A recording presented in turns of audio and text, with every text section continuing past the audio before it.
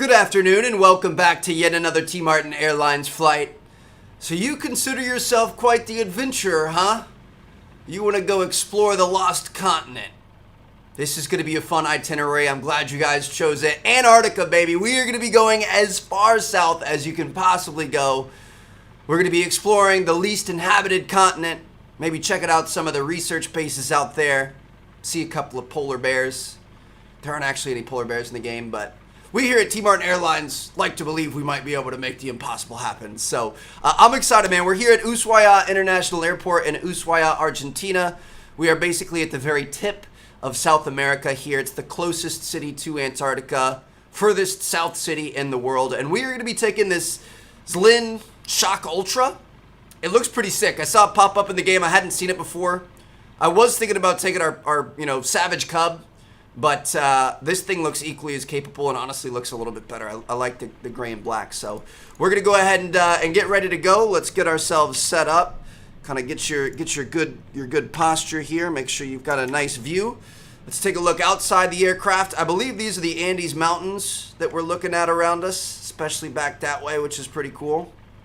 Yeah, this is it's going to be fun. So this is one of the furthest south airports in the world. I mean, there's all kinds of airstrips and stuff down there in Antarctica. Maybe try to land on a couple of them. But we're going to take off, and we are going to be immediately banking left to go straight south. So if we take a look at our map here, you guys will see, here's the southern tip of South America, and over here is the Antarctic Peninsula. So there are a lot of research bases kind of dotted throughout here. And as you go deeper, the U.S. has them all over the place. The U.S. is the country that has the most, people down there and assets down there and stuff. I think we have the one that's right next to the South Pole, which is basically in the middle of it. That's like the very southernmost tip of the world. We might try to get there. I don't know, though. It might be kind of boring because it's a bit of a long flight and it's just, flat ground. But, yeah, we have them dotted all over the place. We're going to talk about it when we get there. There's tons of countries that represent it. Technically, Antarctica isn't owned by anyone. Nobody has any say or ruling over it or anything like that, which is a good thing. We all share it. It's just kind of like a haven for science and research. So yeah, Ushuaia behind us. Don't want to forget about her. She's about 680 miles north of Antarctica. So we've got a bit of a long trek here in front of us. And like I said, it is the southernmost city in the world. I believe there might be a couple of other villages that are a little bit further south, but I mean, those are like, we're talking fewer than 1,000 people. This is a legitimate, bustling city. Heavy tourism industry, obviously. They're also here on the sea, so, lots of fishing and shipping and stuff like that.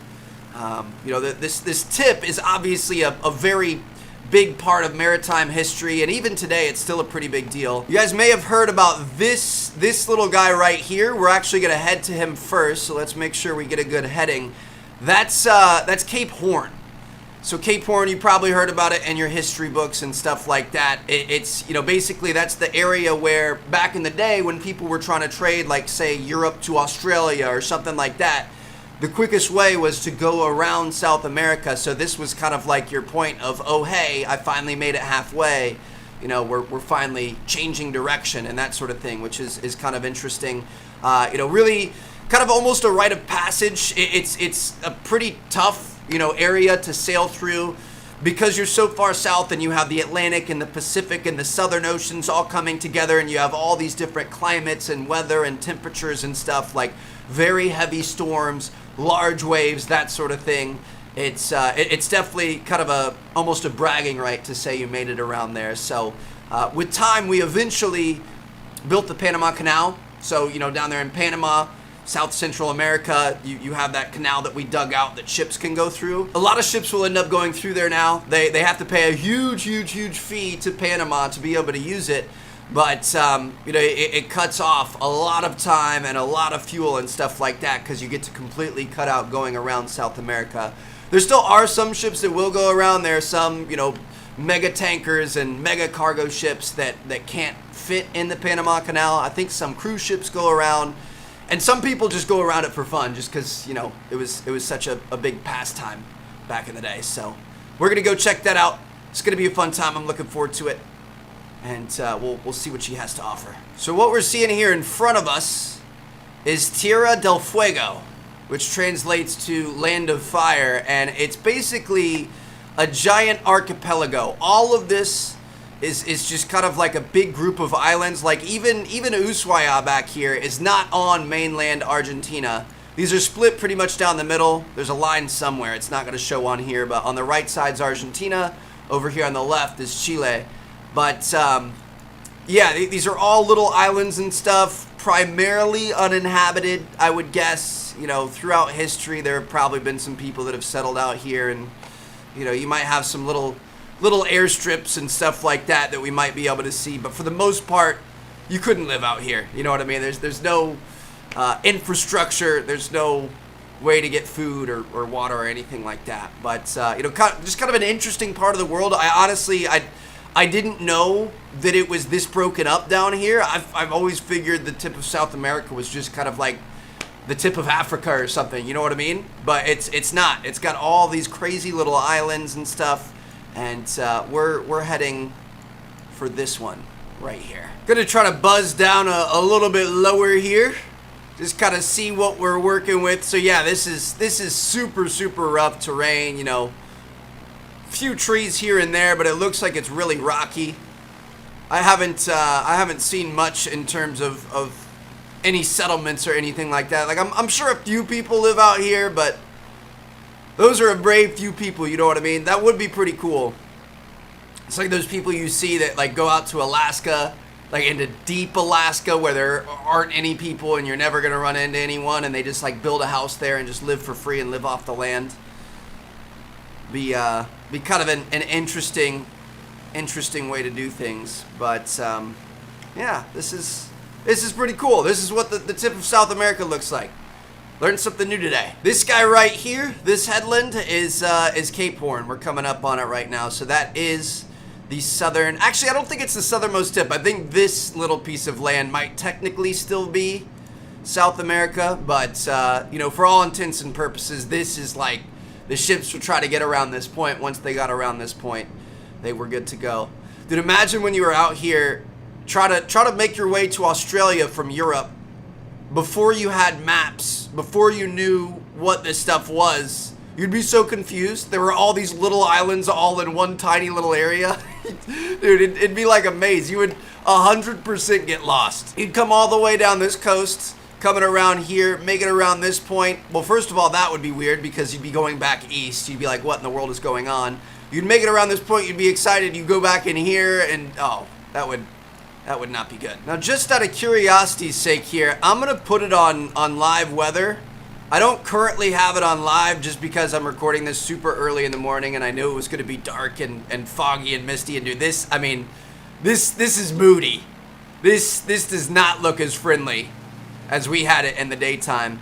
But I wanted to put it on. I was curious to see if we were gonna have any crazy waves or anything. It looks like it's pretty calm in here. I would imagine around all these islands they're pretty well protected, but when you get out here into the Drake's Passage, that's where it gets pretty intense. So we're gonna go ahead and we're gonna put this back on few clouds. I just like being able to see things a little bit better, and I do believe we are coming up on Cape Horn right here, so this should be interesting. But yeah, I mean, the seas look pretty calm. It's known to be pretty rough. So the Drake's Passage that we're about to cross right here, I believe it's about 600 miles wide, and it's the most narrow passage to Antarctica that we have. So like from any piece of land to Antarctica, it's the shortest distance. So it's the most traveled direction. Do we have a waterfall right there? Is that real? Dude, that looks pretty sick. I know there's a monument dedicated to all the sailors who lost their lives at Cape Horn. There's also, I think, a chapel and a lighthouse. That might be a waterfall there. That might just be rock. So yeah, this is Cape Horn right here, fellas. Many a seafarer from years ago, this was kind of like their halfway point. This let them know they were in the right spot. We're gonna head due south, and we're gonna fly over the Drake's Passage. So it's you know, most people travel through there. The tourism stuff mostly happens through there as well. There are around 40,000 people a year who visit Antarctica, mostly on cruises. I really want to do one. A lot of them are kind of like smaller, more boutique ships. Because they're smaller, they can get up a lot closer, and you can get off of them and, like, you know, go hike around the ice sheets and the glaciers and stuff and go kayaking through the crazy canyons.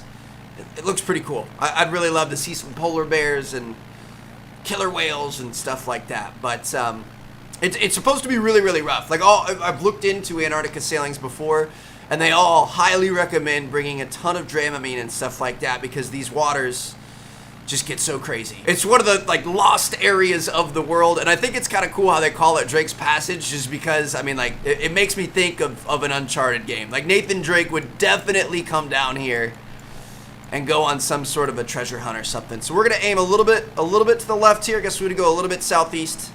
We're gonna head for the tip of the Antarctic Peninsula, and I'll see you guys when we get a little bit closer. And that, my friends, is Antarctica. Just look at it, looming ahead of us. One of the least inhabited, least explored continents, one of the harshest continents. Got some crazy, crazy facts to share with you guys. Now, let's be honest, it doesn't really look that great from here. It looks like it's still rendering in. We are on full out max ultra settings. I turned everything all the way up. Oop, here we go. We've got some stuff starting to pop up. See, that's starting to look a little bit better. We need all these soft boys to man up. Come on, get hard. Here we go. It's coming across. Love to see it. Maybe we just had to get a little bit closer. I mean, it looks like we're close, but we really aren't that close yet. Like, it takes so long, and this is such a slow plane. Yeah, it's 100% distance-based. I mean, we have our distance all the way up, too, our render distance, but you guys can see, like, these are starting to come in a little bit better. Looks like we've got a little glitch in the simulation here, but that's okay. That's to be expected. It's 2020 after all. But as we're getting closer, it's kind of creeping further back and starting to get into some of those back there. So we're gonna admire the view, watch it kind of render in slowly. I've got some crazy facts for you guys. So I enjoy this series so much. A, because it's so well supported, like you guys love it too. But B, because it's fun to fly, and it's fun to learn new things and learn things about the planet. So this is the 5th largest continent, which is one of the smallest. It's okay though. Small packages can be appreciated sometimes. At least that's what Chelsea tells me. In terms of size, it's about double the size of Australia. So that kind of puts it in perspective for you. It's still a massive area, but it's not one of the biggest land areas that we have. So it is almost entirely covered in ice. The ice sheet that covers it is on average about 1.9 kilometers deep, aka about 6,200 feet. So this thing is frozen through to the core. I mean, global warming's doing its best, but it's going to take a lot more than that. I actually don't even want to say that, because we are losing all kinds of pieces of it that are melting into the ocean and rising the sea levels. So we got to do better. Let's start treating the planet better. Oh, this is just so magnificent. It's still not loading in how I would like it to, though. Look at this. I'm gonna back it up. I'm gonna put it on ultra. We have everything all the way 100% as good as you can get it. Apply and save.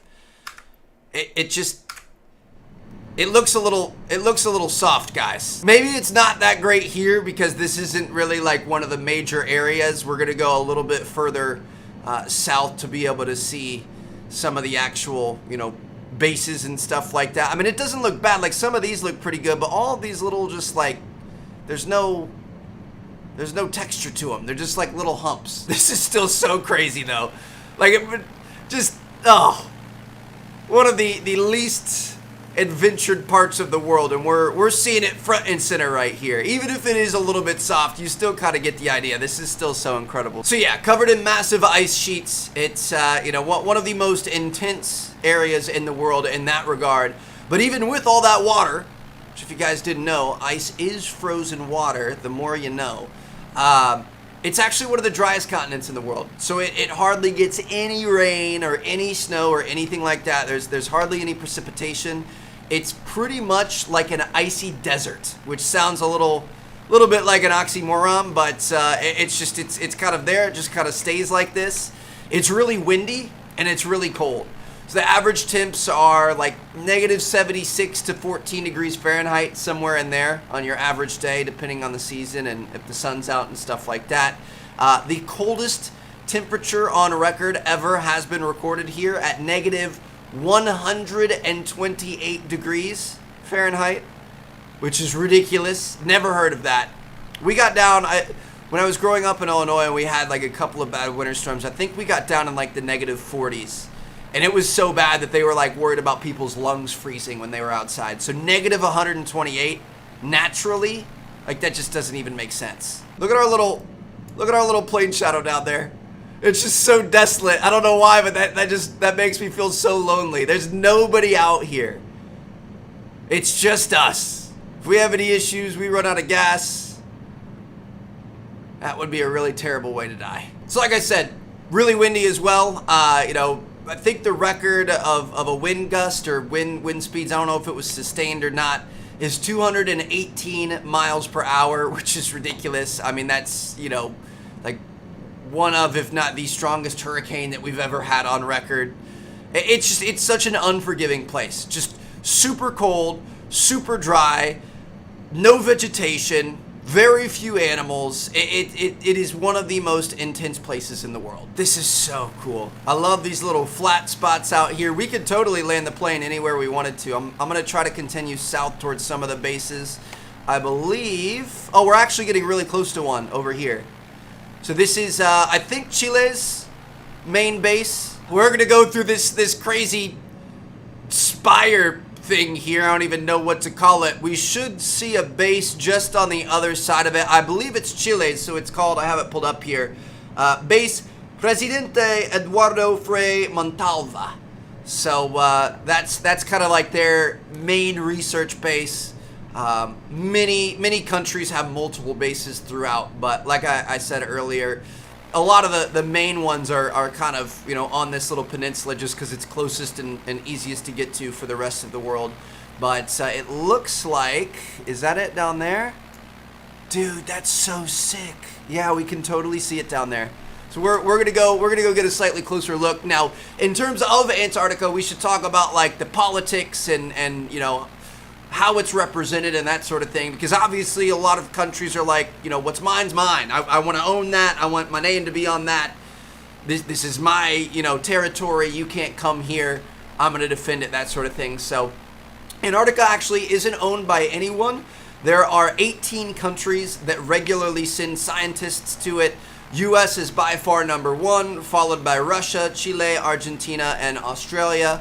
Makes sense for Chile and Argentina because they're so close. The Antarctic Treaty was signed in 1961. It was signed, I think up until this point, by like 53 different countries.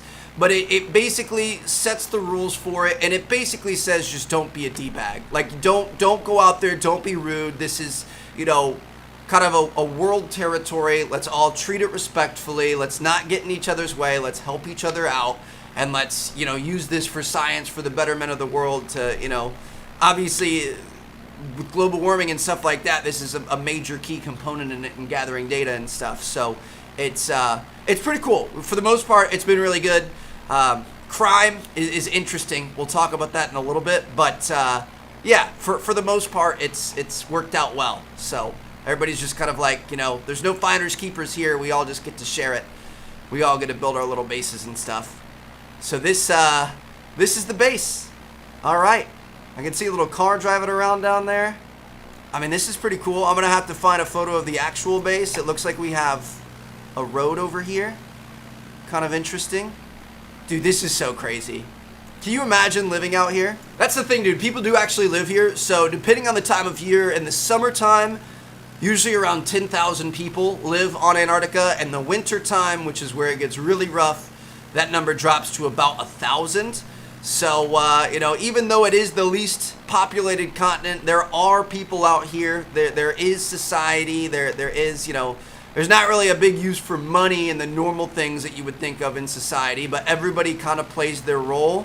They all work together, and somehow they find a way to live out here in one of the most desolate, just ridiculous places on Earth where pretty much everything's trying to kill you, whether it's the polar bears or the wind speeds or the hypothermia. So next up, we are going to be heading to this guy right here. This is called Deception Islands, and I've got a feeling it's going to be pretty cool. So let's make sure we're headed in that direction. It's going to be quite a journey, but let's do it. So I do believe we're coming up on it right here. Let's go ahead and check this out. Yep, this is Deception Island here. So you guys can see it's kind of a natural harbor. You have this one little entry here.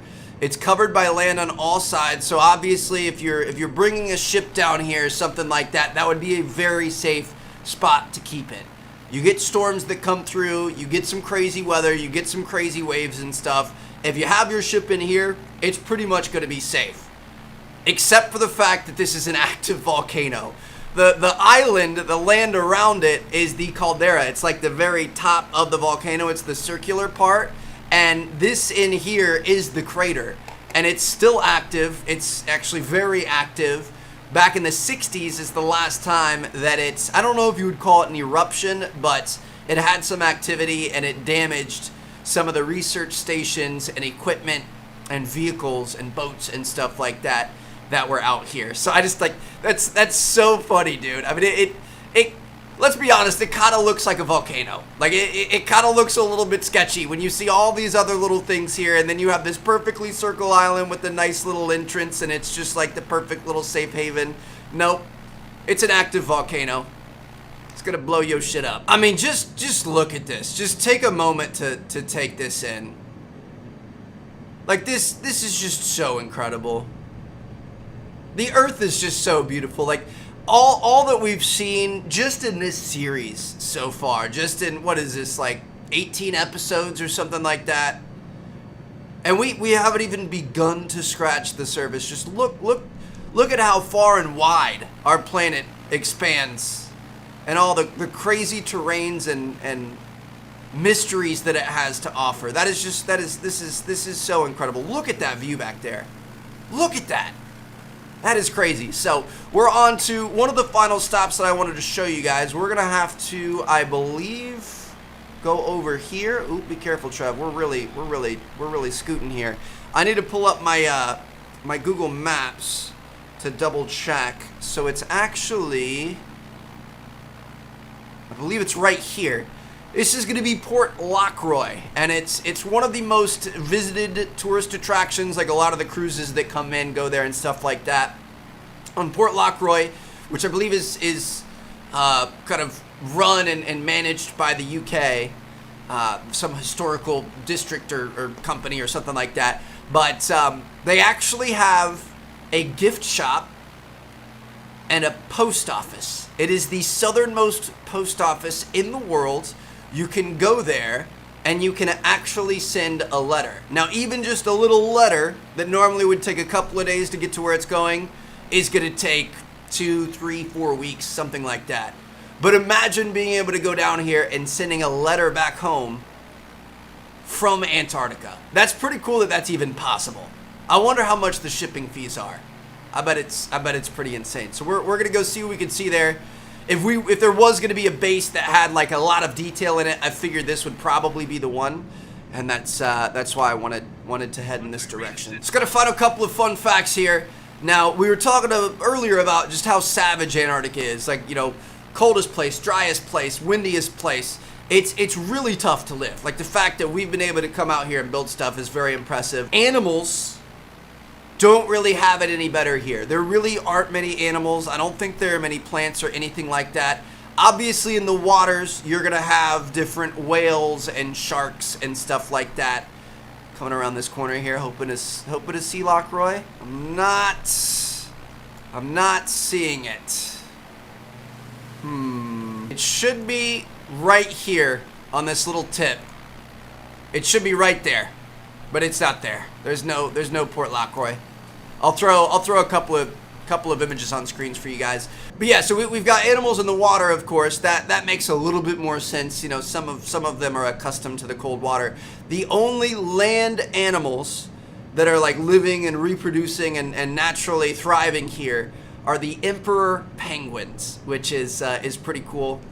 Would be awesome to see those guys in person. You know, I have seen them in zoos and stuff like that. But yeah, those guys are always swimming around, hobbling around, doing their thing around here. And somehow they've found a way to adapt and survive. So we're going to go ahead and try to get a little bit of altitude here.